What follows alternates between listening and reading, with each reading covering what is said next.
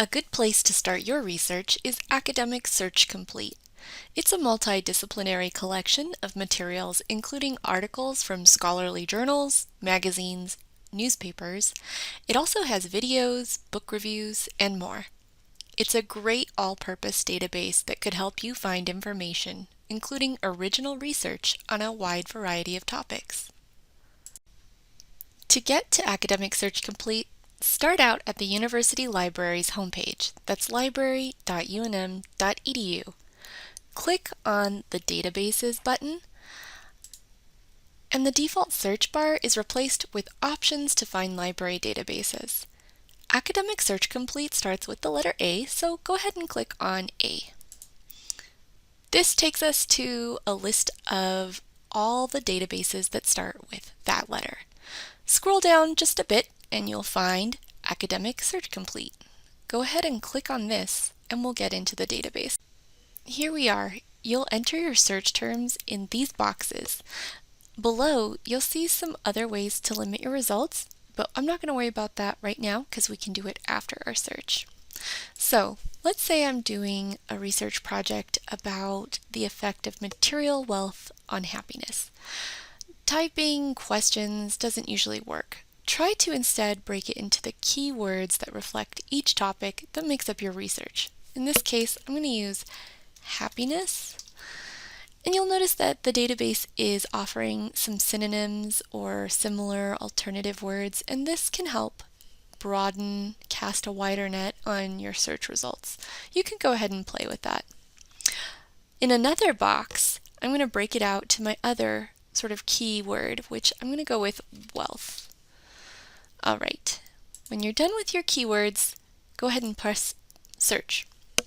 Great, so these are our search results. I did a pretty broad search, so I have several results. One way that you can try to narrow this in is, again, to go back to the filters. So underneath your search bar at the top, there's an All Filters button. Go ahead and click on that and you'll get the full menu of all the different ways that you can filter down these results. For example, publication date. Maybe I just want to look at material from the last 5 years. Maybe you want to look by a type of format. Maybe you only want magazines. Maybe you only want newspapers. Whatever you want, play with these, and when you're done, apply. All right, from here, you could get some quick access, or I like to click on the title, and this will redirect me to the detailed record. So this is just going to give me a little bit more information about the article before I dive in. It might give me some subject terms. I will pay attention to these. Sometimes you find a whole bunch, it gives you ideas for other searches that you want to do. Sometimes it just helps you see if your result is relevant. Another thing to pay attention to is the abstract, which is like a brief summary of the article. After reading this, if everything's feeling interesting, you might scroll back up to the top. So at this point, you want to think about how you're going to stay organized. In this database, you'll notice a lot of tools to help you do that toward the top of the screen. Let's go over a few different options. One thing you can do is you could grab the citation. This is an auto generator, so just go ahead and go through the menu and you could pick the style APA, Chicago, MLA that matches whatever you need. Copy this to your clipboard and you could paste it in a working doc. Another tool you could use is the share button. Here you'll find a create a link. This is another one that you might want to copy to your clipboard and paste in a working doc. This will get you back to this detailed record. You could also send yourself an email and that will also get you right back to this record. The last option I'm going to share is you could save this article. So I went ahead and added it, and now if I look over to the left on my dashboard, you'll see there's a saved area. If I click on this, if I'm just browsing through, you'll see I've been saving a couple things, but it collected the one that we just saved. The thing that I want to make you aware of is that without creating an account, without being signed into that EBSCO account, These saves aren't really saved. They're only in here for this active session.